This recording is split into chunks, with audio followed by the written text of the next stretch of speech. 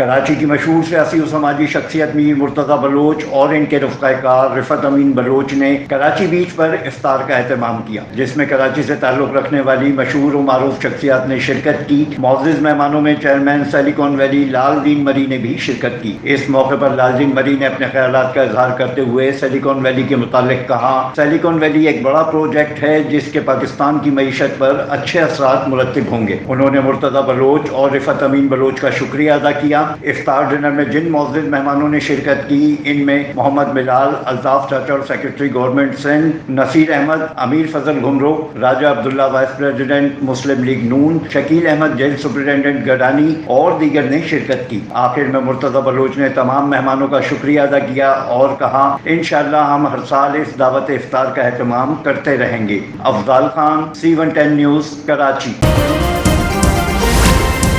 C110 news, خبر کی اصل خبر۔